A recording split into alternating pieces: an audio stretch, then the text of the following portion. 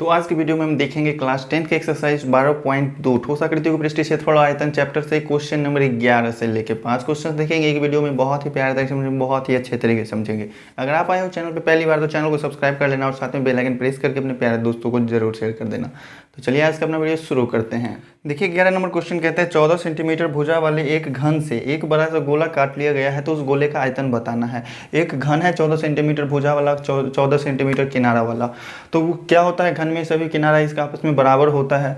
लंबाई चौड़ाई ऊंचाई तीनों 14 सेंटीमीटर ही होगा। इसमें से कह रहा है कि एक मतलब सबसे ज़्यादा मतलब त्रिज्या का क्या कह रहा है क्वेश्चन में, इसमें एक बड़ा से बड़ा गोला काट लिया गया। इसमें सबसे बड़ा गोला क्या काटा जा सकता है, तो इसके बीचों बीच एक गोला, जैसे मान लीजिए आप उसके बीच में कोई गोला रख दिया तो उस गोले का सबसे ज़्यादा व्यास कितना होगा, तो जितना इस भुजा का मतलब इस वर्ग घन का, इस घन का जितना भुजा है उतना इस वृत्त का क्या होगा, अधिकतम व्यास हो सकता है।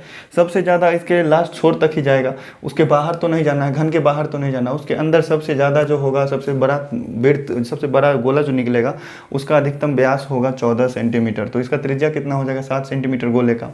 तो बस वही करना है, गोले का आयतन ज्ञात कर देना है।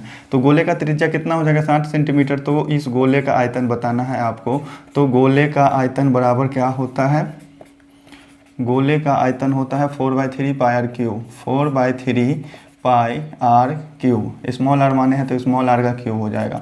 तो 4/3 और पाई का मान 22/7 ही रखना है। हाँ 22/7 ही, चूँकि क्वेश्चन में अगर आपको दिया रहे 3.14 रखना है तभी आप 3.14 रखना। तो पाई का मान कितना हो जाएगा 22/7 और आर क्यूब है तो गोले का त्रिज्या 7 सेंटीमीटर है। तो 7 का क्यूब मतलब 7 को 3 बारी क्या करेंगे, गुना कर देंगे। 7 से 7 कैंसिल हो जाएगा और 3 से कटने वाला नहीं है तो 7 7 49 हो जाएगा। कितना हो जाएगा, 4 गुने 22, 4 गुने 22 गुना 49 और बट्टा में क्या होंगे 3 हो जाएंगे। तो इसको गुना करने पर टोटल आ रहा है 4312। गुना करने पर ऊपर में आ रहा है 4312 और बट्टा 3 हो रहा है। इसको अगर आप भाग दे करके पॉइंट मिलाते हैं तो 3 ने कहा 3 बचेगा 13 हो जाएगा। तो 3 चौका 12, फिर एक कितना हो 11, फिर 3 तिया 9, फिर बचेंगे 2 3 7 21, फिर इसी तरीके से 3, इतना सेंटीमीटर क्यूब हो जाएगा। प्यारा सा आंसर। उम्मीद करते हैं प्यारे भाई बहुत ही प्यारे तरीके से समझेंगे। तो चलिए बढ़ते हैं अपने नेक्स्ट क्वेश्चन पे। बहुत ही प्यारा सा क्वेश्चन है, क्वेश्चन नंबर 12। देखिए कहता है एक ठोस गोले को पिघलाकर समान मोटाई वाला एक खोखला बेलन बनाया गया है। एक गोला को, ये ठोस गोला है, इसको पिघलाकर एक समान मतलब क्या कह रहा है, एक समान मोटाई वाला, एक समान मोटाई वाला क्या किया गया है, एक खोखला बेलन बनाया गया है। यदि बेलन के आधार की त्रिज्या 4 सेंटीमीटर है तो बेलन के आधार की त्रिज्या का बाहरी जो है, बाहरी त्रिज्या कितना है 4 सेंटीमीटर। बाहरी त्रिज्या 4 सेंटीमीटर और इसकी ऊंचाई 24 सेंटीमीटर है और धातु की मोटाई है 2 सेंटीमीटर। तो गोले की त्रिज्या ज्ञात करें। तो इसमें जो है ये खोखला बेलन बनाया गया है तो खोखला बेलन में कुछ ना कुछ मोटाई होगा। ये बीच वाला भाग जो है ये खाली है, खोखला है, ठीक है। तो इसका मोटाई सिर्फ इतना ही है। इसका मोटाई अगर 2 सेंटीमीटर है, पूरा त्रिज्या दे दिया है कितना 4 सेंटीमीटर। तो इसका आंतरिक त्रिज्या अंदर से लेकर के इसका जो सतह होगा यहाँ तक का त्रिज्या 2 सेंटीमीटर होगा। चूँकि मोटाई भी 2 है और ये भी 2 होगा तभी तो पूरा त्रिज्या 4 सेंटीमीटर होंगे। तो इसका बाहरी त्रिज्या यहाँ से निकल गया 4 सेंटीमीटर दिया हुआ था क्वेश्चन में और आंतरिक त्रिज्या कितना हो जाएगा 2 सेंटीमीटर। तो बस उसी चीज़ को हमने लिखा है। गोले के त्रिज्या को आपने कैपिटल आर मान लिया। बेलन का जो है, चूँकि बेलन जो है खोखला है तो इसमें आंतरिक त्रिज्या बाहरी त्रिज्या दोनों चीज़ होंगे। अंदर से भी कुछ त्रिज्या कम होगा और बाहरी त्रिज्या होगा कुछ ज़्यादा। तो बस यही चीज़ हमने लिखा। बाहरी त्रिज्या को R1 मान लिए हैं 4 सेंटीमीटर, आंतरिक त्रिज्या को R2 मान लिए हैं 2 सेंटीमीटर, ऊंचाई कितना है 24 सेंटीमीटर। तो हमें कह रहा है क्या चीज़ पूछ रहा है क्वेश्चन में, तो गोले की त्रिज्या ज्ञात करें। जिस गोले को पिघला करके बेलन बनाया गया था, तो अगर किसी भी ठोस को हम पिघला करके कोई दूसरा ठोस बनाते हैं तो क्या होता है, दोनों का आयतन सेम होता है। दोनों में जितना भी धातु होगा, चाहे जितना भी जिस चीज़ का बना हुआ है, आयतन सेम ही होगा। पिघला करके बनाया गया तो जितना सामान इसमें था उतना ही सामान उसमें भी होगा, इधर उधर तो नहीं जाएगा कहीं भी। तो आयतन दोनों के होंगे सेम। अब दोनों का आयतन सेम करेंगे तो वहाँ से हमको त्रिज्या निकल जाएगा। तो प्रश्न से यहाँ से हम चलेंगे। प्रश्न से क्या करना है, चूँकि क्या किया गया है, गोले को ही पिघला करके बेलन बनाया गया है तो आयतन क्या होंगे, सेम होंगे। तो यहाँ से क्या हो जाएगा, गोले का आयतन बराबर हो जाएगा बेलन का आयतन। तो गोले का आयतन बराबर क्या होंगे, बेलन का आयतन। गोले का आयतन बराबर बेलन का आयतन। अब फॉर्मूला बताइए क्या होता है। तो गोला का तो बता सकते हैं आप, गोला का होता है 4/3 पाई आर क्यूब, यही होता है ना। तो कैपिटल आर माने तो कैपिटल आर का क्यूब। लेकिन बेलन क्या है, खोखला है। खोखले बेलन में कितना धातु है ये कैसे पता चलेगा, तो पूरा पहले आयतन निकाल लेंगे और इसमें से बीच वाला जो खोखला भाग है इसका आयतन को घटा देंगे। तो बाहर वाला बेलन का मतलब पूरा बेलन का आयतन कितना हो जाएगा, पाई R1 का स्क्वायर H, यही होगा ना।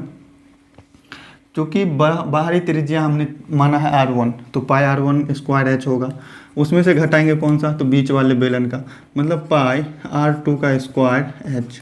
बेलन का आयतन यही होता है पाई आर स्क्वायर एच। तो बाहरी आयतन में से आंतरिक आयतन जो खोखला वाला भाग है इसको घटा दिए तो बाकी जितना धातु है वो निकल जाएगा। तो यहाँ से देखिए अब क्या होता है, 4/3 पाई और कैपिटल आर का क्यूब है बराबर, इस दोनों में से कितना क्या कॉमन आ रहा है, पाई एच कॉमन आ रहा है ना। तो पाई एच कॉमन लेने के बाद बच रहा है R1 का स्क्वायर माइनस R2 का स्क्वायर। तो देखिएगा यहाँ से पाई और पाई क्या हो रहे हैं, कैंसिल हो रहे हैं। तो 4/3 है और इनटू में क्या है, R³ है बराबर, एच का मान कितना है बेलन में 24, R1 का स्क्वायर करना है मतलब 4 का स्क्वायर करना है माइनस 2 का स्क्वायर करना है। ठीक है, यहाँ तक समझ गए। अब देखिए 4/3 R है बराबर 24 और गुना 4 चौका 16 हो जाएगा, 2 दूनी 4 हो जाएगा, 16 में से 4 घटेंगे तो 12 हो जाएगा। तो यहाँ से हम R का मान ज्ञात कर सकते हैं, ये R³ था, R³ बराबर 24 गुने 12 हो जाएगा और ये 4/3 इधर जाने के बाद 3/4 हो जाएगा और 4 से 4 तिया 12 कट जाएंगे। तो R³ का मान कितना आ गया, इसको हम क्या लिख सकते हैं, 2 दूनी 4 दूनी 8 तिरिक 24, 3 गुने 3 इस तरीके से लिख सकते हैं। तो यहाँ से R का मान क्या हो जाएगा, 2 गुने 3 मतलब 6 सेंटीमीटर। तो यही रहा अपना प्यारा सा आंसर। बेलन का त्रिज्या को ही, मतलब इस गोले के त्रिज्या को हमने कैपिटल R माना था और क्वेश्चन में यही चीज़ पूछ रहा है, तो यही R का मान हो जाएगा 6 सेंटीमीटर। चलिए बढ़ते हैं अपने नेक्स्ट क्वेश्चन पे। तो देखिए क्वेश्चन नंबर 13 कहता है कि 5 सेंटीमीटर त्रिज्या वाले एक गोले का पृष्ठीय क्षेत्रफल 4 सेंटीमीटर त्रिज्या वाले एक शंकु के वक्र पृष्ठीय क्षेत्रफल का 5 गुना है। शंकु की ऊंचाई और उसका आयतन ज्ञात करें। 5 सेंटीमीटर त्रिज्या वाला एक गोला का क्षेत्रफल, 5 सेंटीमीटर त्रिज्या है इसका गोला का। 13 नंबर क्वेश्चन, तो गोले का त्रिज्या R बराबर कितना दिया हुआ है, 5 सेंटीमीटर। तो ये हम यहाँ पर लिख लेते हैं, ठीक है। और क्वेश्चन में कहता है कि 5 सेंटीमीटर त्रिज्या वाले गोले का पृष्ठीय क्षेत्रफल, मतलब इस गोले का पृष्ठीय क्षेत्रफल जो है 4 सेंटीमीटर त्रिज्या वाले शंकु का जो है वक्र पृष्ठ के क्षेत्रफल का क्या है, 5 गुना है। तो शंकु का ऊंचाई और उसका आयतन ज्ञात करना है। इसका ये त्रिज्या कितना दे दिया है, 5 सेंटीमीटर। तो इसको साफ तौर पे आप लिख लीजिए। और जो जिसका शंकु का त्रिज्या दिया हुआ है सिर्फ 4 सेंटीमीटर, तो वो है, ऊंचाई नहीं दिया हुआ है तो नहीं लिखा हमने। प्रश्न से क्वेश्चन में क्या कह रहा है कि गोले का संपूर्ण पृष्ठीय क्षेत्रफल है ना, गोले का पृष्ठीय क्षेत्रफल। तो गोले का पृष्ठीय क्षेत्रफल और किस में कह रहा है अनुपात, इसका शंकु का क्या है, तो शंकु का वक्र पृष्ठ का क्षेत्रफल है। तो शंकु का वक्र पृष्ठीय क्षेत्रफल,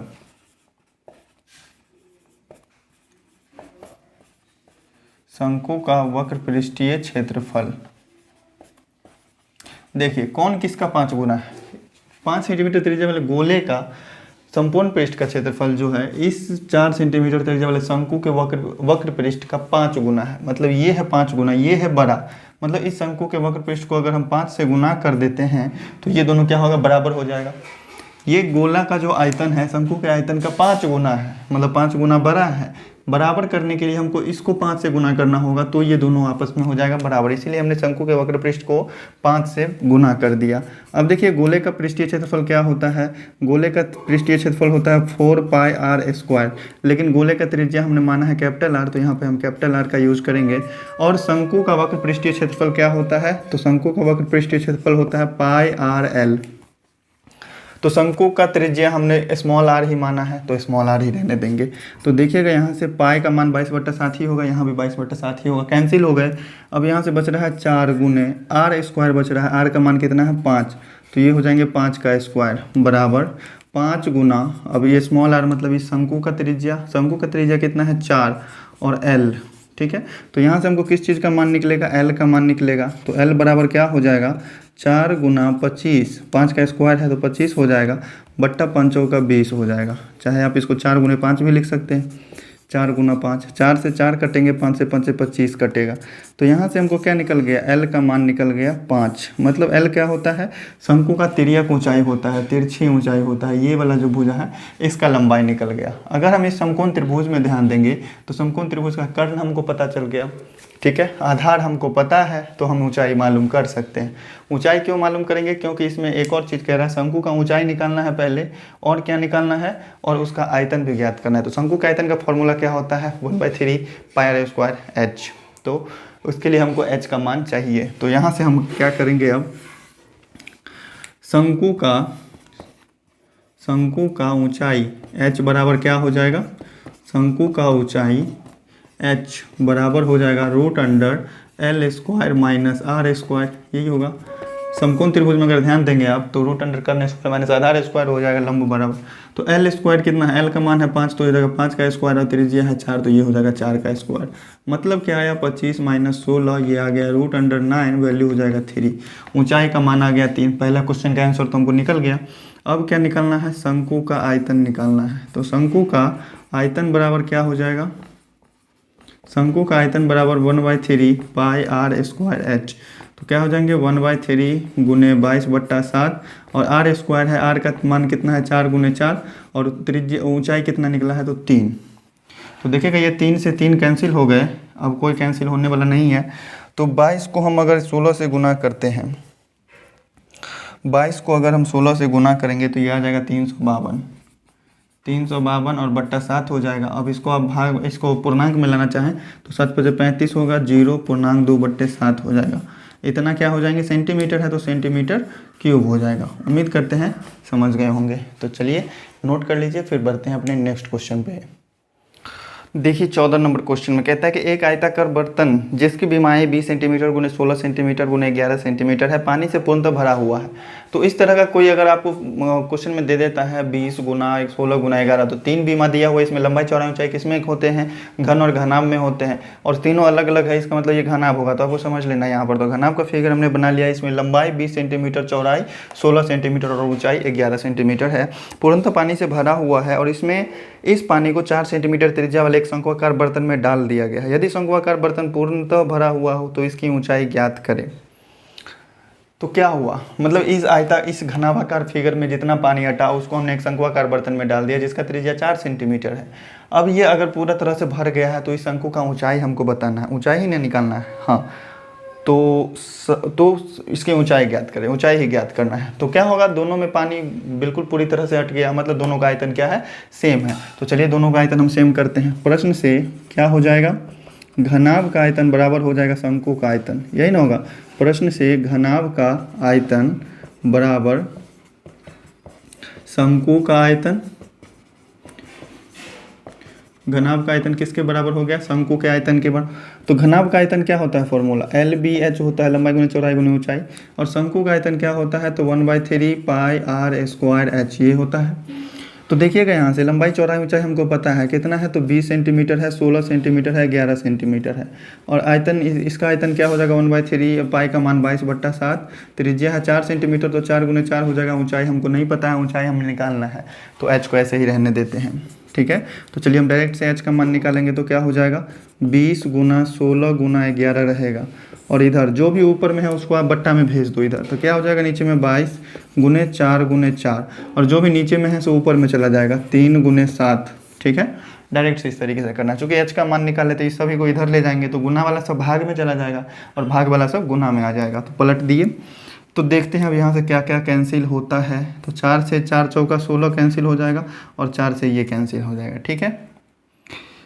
10 से 2 से काटेंगे तो 2 दाएँ 20 और 2 11 22, 11 से फिर 11 ये कट गया तो 10 या 30, 30 7 210। h का मान कितना बच रहा है 210 सेंटीमीटर। ऊंचाई बराबर 210 सेंटीमीटर हो जाएगा इस शंकु का, ठीक है। तो प्यारा सा क्वेश्चन यही रहा, शंकु का ऊंचाई ही पूछ रहा था। तो चलिए बढ़ते हैं अपने नेक्स्ट क्वेश्चन पे।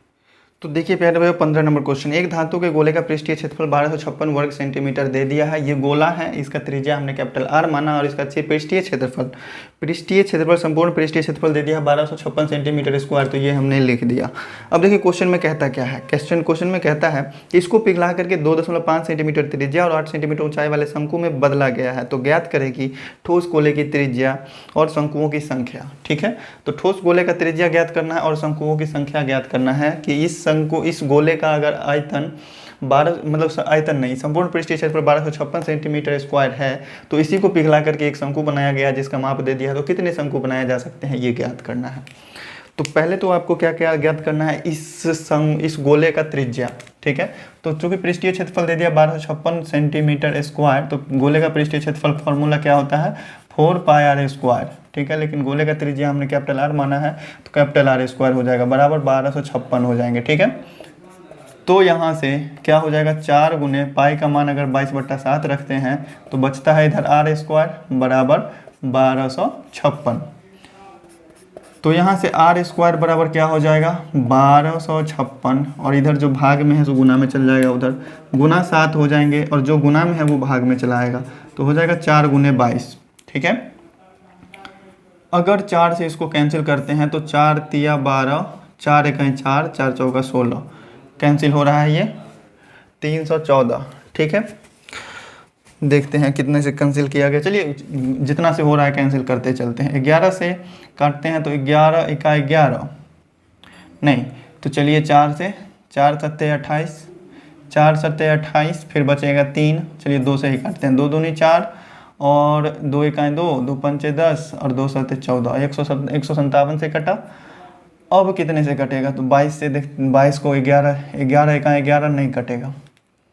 ठीक है, यहाँ क्वेश्चन में कह रहा था पाई का मान 3.14 ना, हाँ पाई का मान 3.14 कह रहा था क्वेश्चन में, तो चलिए पाई का वैल्यू 3.14 रखेंगे तो ये क्वेश्चन होगा सॉल्व। ठीक है, तो यहाँ से हम करेंगे पाई का वैल्यू 3.14, तो क्या हो जाएगा 4 गुना 3.14 और गुना आर स्क्वायर हो जाएगा बराबर 1256 के। तो यहाँ से अगर हम आर स्क्वायर का वैल्यू निकालें तो क्या हो जाएगा 1256 और बट्टा 4 गुने 3.14 होगा। अगर यहाँ से हम पॉइंट हटाते हैं तो 314 होगा ना, 314 और पॉइंट के बाद 2 अंक था इसीलिए ऊपर में 100 से हो जाएगा गुना। ठीक है, तो 4 से चलिए यहाँ से कैंसिल करते हैं, 314 से ये कट जाएगा 4 से।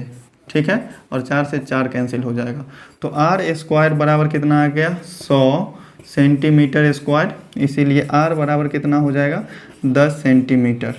क्या निकला, ये गोले का त्रिज्या निकला, इस गोले का त्रिज्या निकला।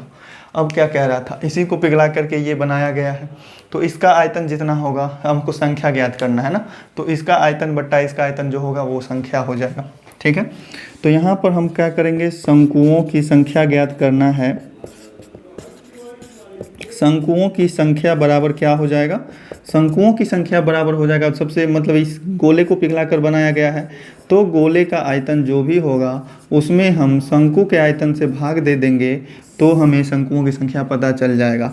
तो शंकु का आयतन हो जाएगा, शंकु का आयतन। अब गोले का आयतन क्या होता है, गोले का आयतन का फॉर्मूला होता है 4/3 पाई आर क्यूब, और शंकु का आयतन क्या होता है तो 1/3 पाई आर स्क्वायर एच। अब कहिएगा यहाँ पे हम कैपिटल स्मॉल कैसे ले लिए, तो गोले का त्रिज्या कैपिटल आर मान्य है तो कैपिटल आर, शंकु का त्रिज्या स्मॉल आर मान्य है तो स्मॉल आर। ठीक है, अब देखिए यहाँ से पाई से पाई कट जाएगा और नीचे वाला 3 से नीचे वाला 3 कट जाएगा, तो बच गया क्या 4 आर क्यूब बच गया, आर का मान कितना आया है 10, तो 10 गुना 10 गुना 10 होगा, और बट्टा आर स्क्वायर एच है, तो गोले का त्रिज्या मतलब शंकु का त्रिज्या कितना है 2.5 को 2.5 से गुना करेंगे तो आर स्क्वायर हो गया, एच कितना है तो 8 है।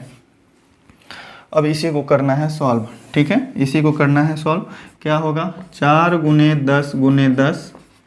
ठीक है, अगर इस दोनों का पॉइंट उड़ाएंगे हम तो पॉइंट के बाद 1 अंक, यहाँ भी पॉइंट के बाद 1 अंक, तो 2 अंक हो गए, तो 100 से हम गुना कर देंगे ऊपर में तो नीचे वाले का 2 पॉइंट खसक जाएगा, तो ये हो जाएगा 25 गुने 25 और गुने 8 हो जाएंगे। ठीक है, अब जो भी है इसको कैंसिल कर दीजिए, यही अपना हो गया शंकुओं की संख्या। ठीक है, तो 25 से 25 चौका 100 कट जाएगा, फिर ये 25 से इस दोनों का 4 से कट जाएगा, चूँकि 10 गुने 10 100 होगा, 25 से काटेंगे तो 4 से कट जाएगा। ठीक है, हाँ तो अब यहाँ से 4 दूनी 8 और 5 दूनी 10 कटेगा। ठीक है, और ये 4 से ये 4 भी खत्म, नीचे वाला सब खत्म, ऊपर वाले सबको गुना कर दीजिए, 5 चौका 20, 20 चौका कितना हो गया 80, तो 80 शंकु बनाए जा सकते हैं। ठीक है, 80 शंकु। हो सकता है काटने में कहीं पे मिस्टेक हुआ है क्या, हाँ 80 शंकु ही है आंसर अपना, तो यही होगा 80 शंकु। तो नोट करना चाहते हैं तो नोट कीजिए। चलिए आज के लिए रहने देते इतना ही, फिर मिलेंगे नेक्स्ट वीडियो में, तो देखेंगे इसके आगे के सॉल्यूशंस को। कैसी लगी आज की वीडियो एक बार कमेंट करके जरूर बता दीजिएगा। अगर चैनल पे आए हैं पहली बार तो चैनल को सब्सक्राइब भी कर लीजिएगा और साथ में बेल आइकन प्रेस करके अपने प्यारे दोस्तों को जरूर शेयर कर दीजिएगा। तो चलिए फिर मिलते हैं नेक्स्ट वीडियो में।